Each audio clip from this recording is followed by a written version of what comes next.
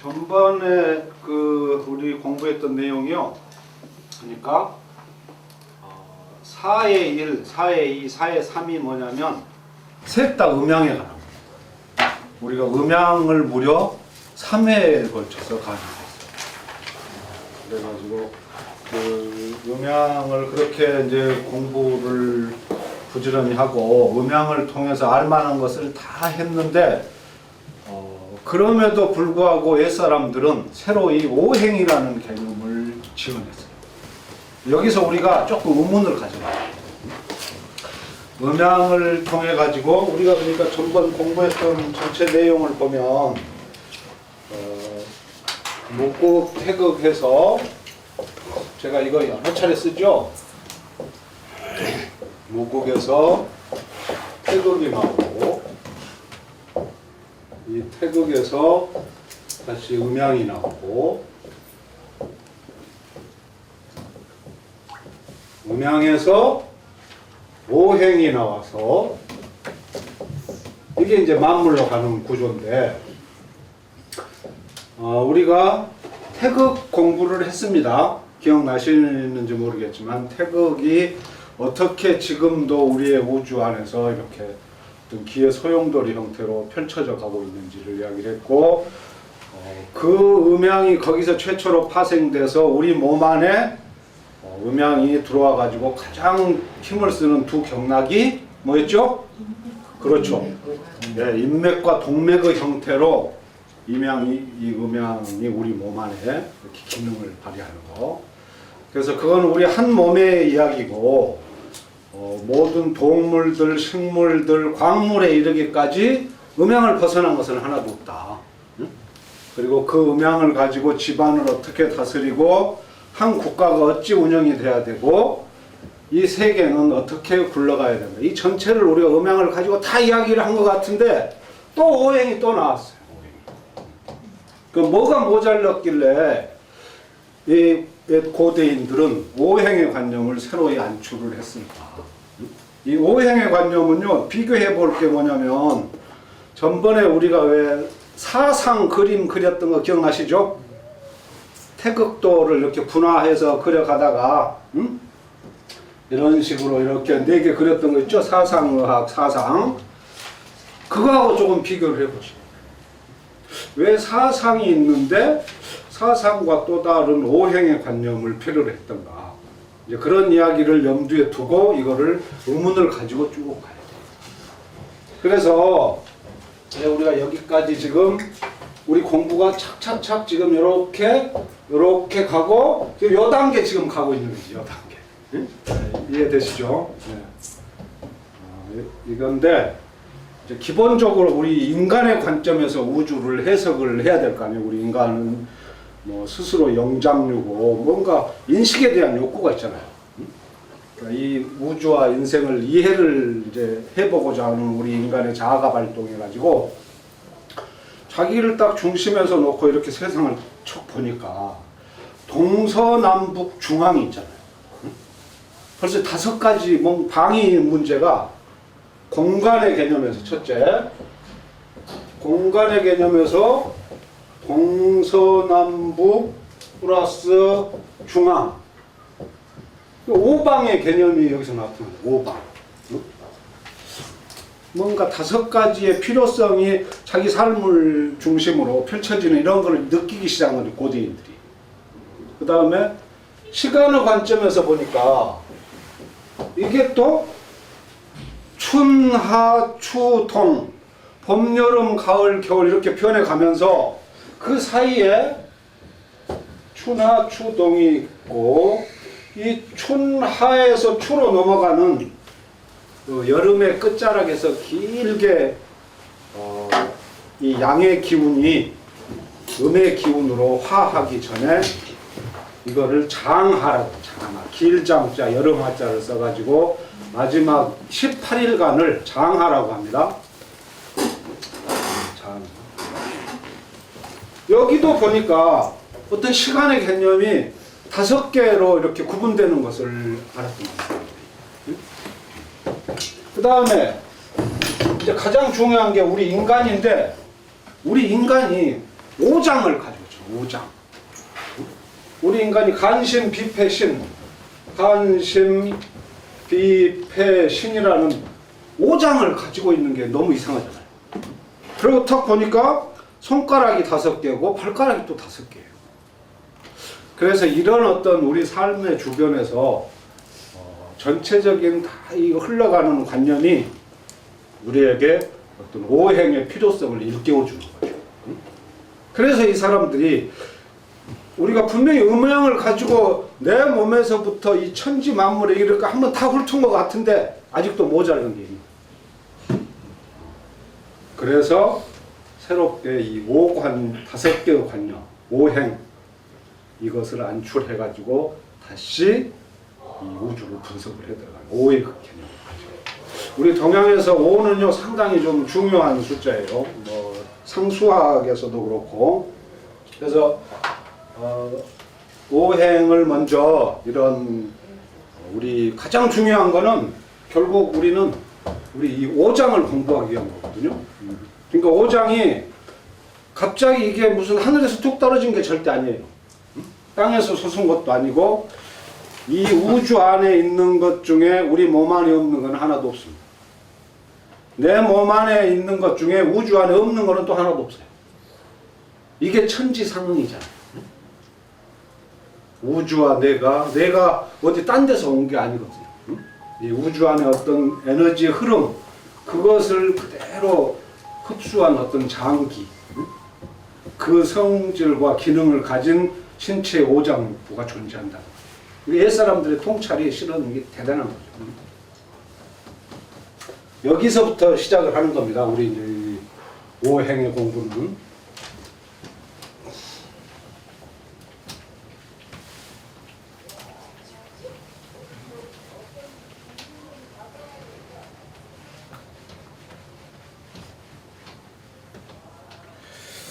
그래서 이제 이 오행을 먼저 정확하게 이해하는 게 필요한데, 음양도 그랬지만은요, 오행이라는 관념이 너무 오염이 돼가지고 지금 음양 오행론을 이야기하는 자들은 거의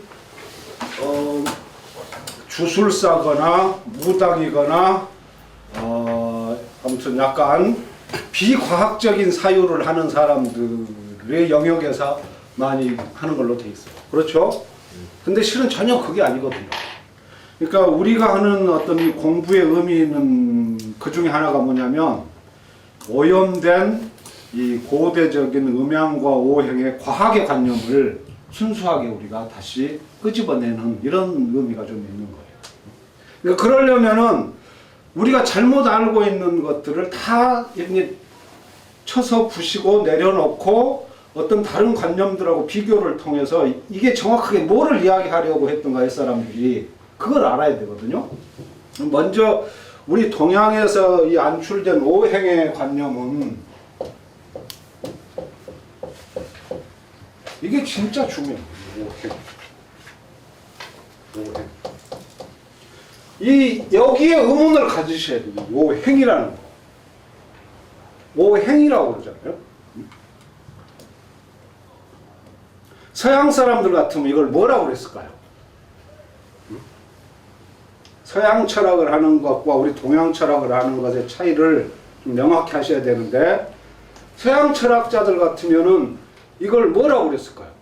오행이라고 하지 않고. 오리? 이치. 오리. 조금 더 뭔가 구체화되고, 뭔가 사물화되는 맛이 있어요. 서양 사람들은. 서양? 그렇죠. 오원소. 서양 사람들은 항상 사물을 고정화시켜서 물질화된 구체적인 그 물건 자체, 이렇게 압축해요. 네. 그러니까 이게 가장 우선 오행을 공부할 때 염두에 둬야 되는 게, 아리스토텔레스의 오원소설과는 완전히 다른 것이다. 그걸 이해를 하셔야 돼요. 이게 아리스토텔레스 개념이 이게 원소건, 오원소설. 응? 오행과 이 행자 자체가 이게 멈춰 있는 애가 아니잖아요. 이게 정지가 아니라는 게 이게 중요한 거예요. 얘는 그러니까 오행은 얘는 무브먼트. 얘는 O 원소는 뭐죠? 고정. 네, 엘리먼트.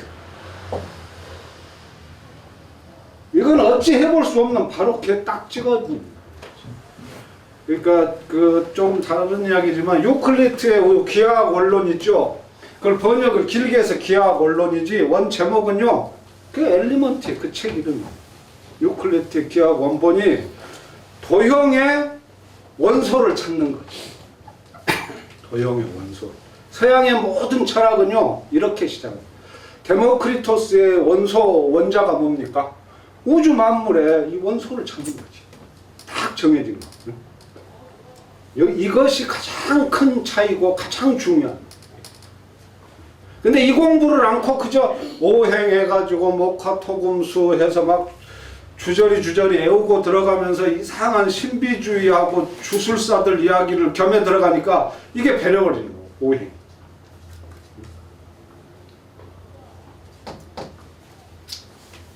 그러니까 이거는 어떤 플로우의 개념입니다. 플로우.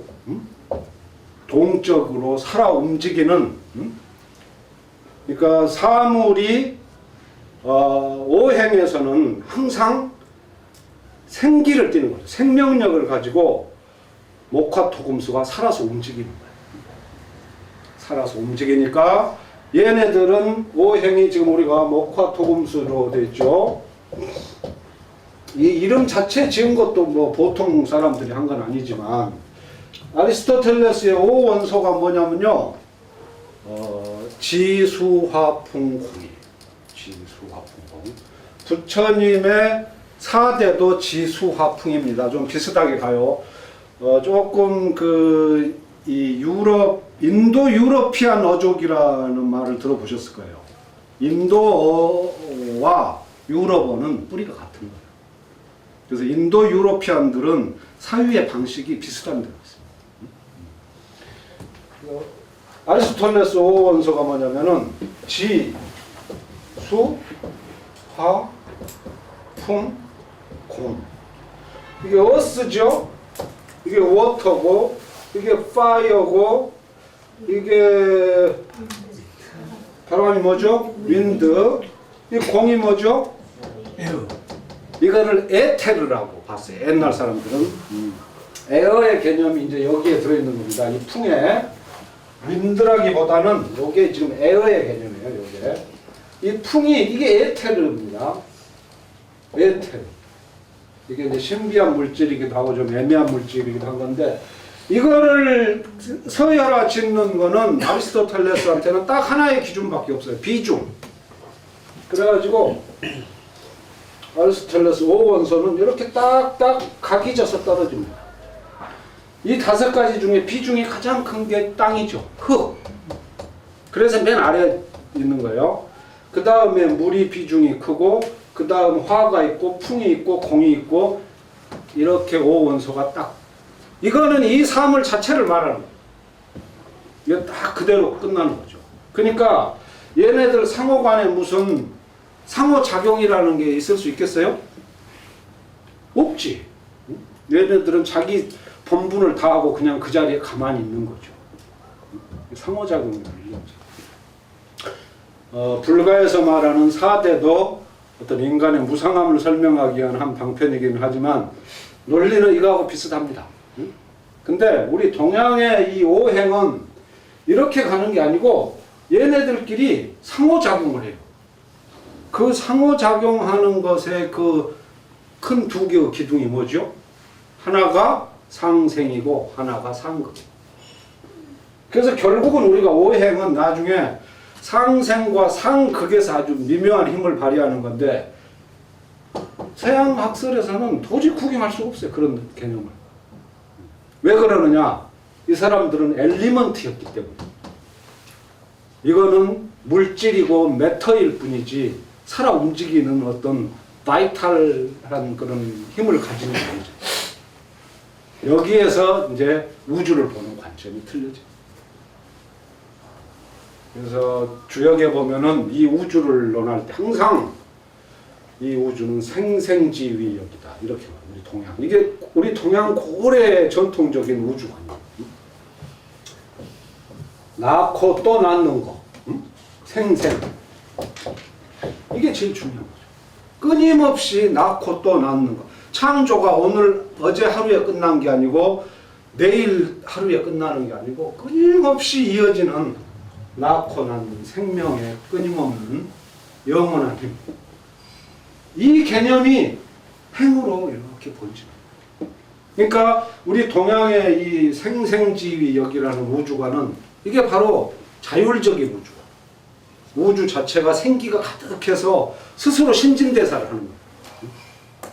그러니까 서양의 우주는 물질의 집합체일 뿐인 거죠. 거기는 생명이 밖에서 들어옵니다.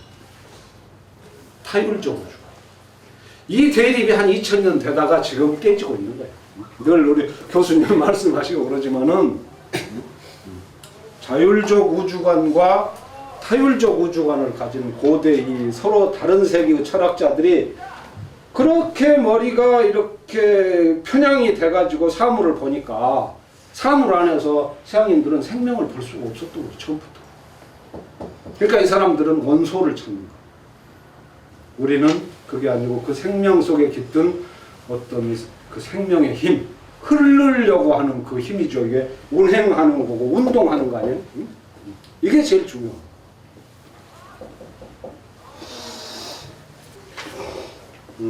이제 그 오행을 왜 그러면은 옛사람들은 이걸 목화토금수라고 그랬을까요? 응? 목화토금수.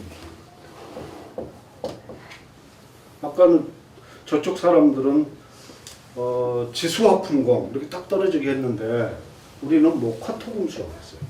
이거는 분명히 이거는 황제와 황제의 친구들이 만든 일이에요. 분명히 그때 천재들이 야 이거를 오행을 뭐라고 이름을 지고 분명히 고민 엄청 했을 거예요. 그러면서 이 사람들이 유대한 게 뭐냐면 가장 비근한 사물, 가장 통속적이고 우리 옆에 있는 가까운 사물로 오행을 정했다. 이게 중요해요. 늘 우리 삶을 지배하면서도 우리가 신경을 안 쓰고 있는 우리 주변에 늘 있는 그 존재. 이걸로 오행을 삼았다는 게 이게 또 묘미가 있고 그만큼 도가 높은 거지. 초짜들일수록 뭐 비범한 걸 찾잖아요. 저 높은 걸 찾고. 이런 도인들일수록 먼 데 것을 안 찾아요. 가까운 데 사물을 가지고 그걸로 펼치고 그걸로 보여줘요. 그래서 이제 여기서 한 가지 절대 오해를 하시면 안 되는 게 뭐냐면 이 목화토금수라고 하는 이게 우리가 볼 수도 있고 만질 수도 있는 정말로 나무와 불과 흙과 금과 물을 말하느냐? 그렇습니까? 이거 중요한 거예요. 응? 절대 그렇지 않다는 거. 여기에 함정이 있어요. 이 오행 공부를 잘못하면요 일로 빠져버려요. 이거는 절대 그런 뜻이 아니고 그 고대의 현인들이 어떤 추상의 세계, 응? 거기 전체를 포괄할 만한 상징물이 필요했대요. 상징물. 그래서 이거는 목기를 가졌다. 그런 뜻이에요. 나무 목이 아니고 목기를, 이 우주에 목기라는 게 있다. 토기. 오행이라는 게 기의 흐름이잖아요. 화기, 토기, 금기, 수기. 이게 다 항상 그러니까 목화토금수를 제가 이야기를 하더라도 뒤에 기자가 붙어 있다고 생각하시죠. 그래야 오해가 안 되지. 안 그러면은 이게 아주 이상한 학설이 되어버려요. 응? 제가 이 말도 안 되는 이야기들을 뭐 왜 20대 후반부터 봤다 그랬잖아요. 보면은 이 학자란 사람들이 도무지 머리가 완전 비논리적이어가지고 이제 그쪽에 그런 사람들이 많다는 거예요. 뭐라고 설명을 하냐면은 이게 이제 목화토금수인데 이런 설명 많이 들어보셨어요.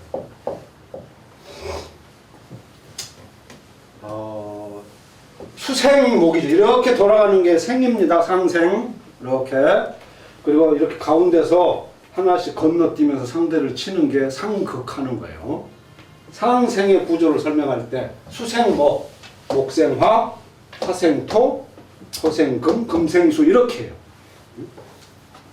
5가지 상생을 이야기할 때 그래서 수생목 그런 말이 됩니다. 아, 나무에다 물을 부으니까 나무가 잘 자라.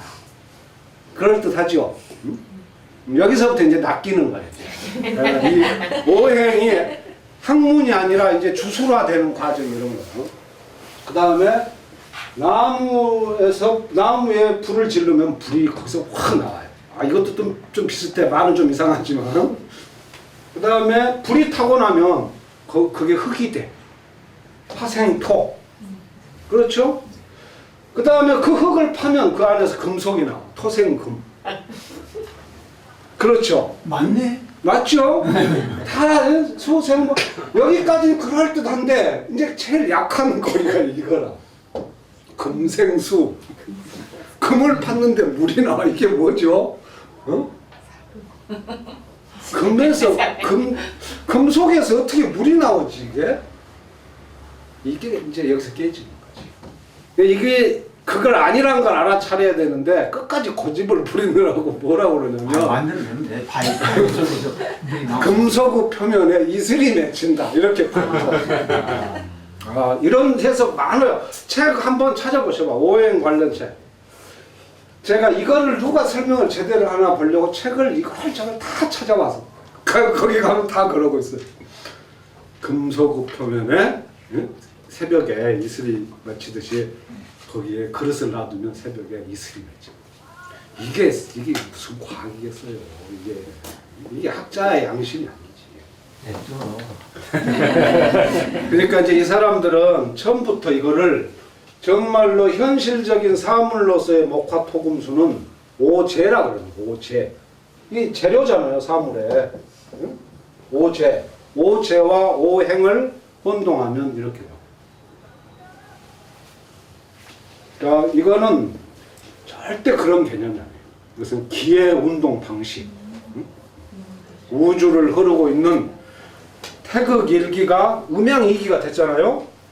이 음양이기를 가지고 우주를 다 설명을 할 수 없다 보니까 기의 운동 방식을 5개로 나눠 가지고 추상명사 5개를 다만 필요로 했던 거예요, 황제가.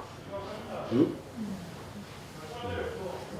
그래서 목화토금수라는 기의 활동 방식을 이렇게 보여줘요. 이걸 분명히 이해해야 됩니다. 오행과 오재를 착각하면 아까처럼 그렇게 돼요. 뭐 나무에 물을 주면 뭐 하고 나무가 잘 자라고 또 나무를 태우면 불이 나오고 이렇게 가서 나중에 끝에 가가지고 이제 창고 끝에 악수 두는 쪽으로 뭐 말이 안 되거든요.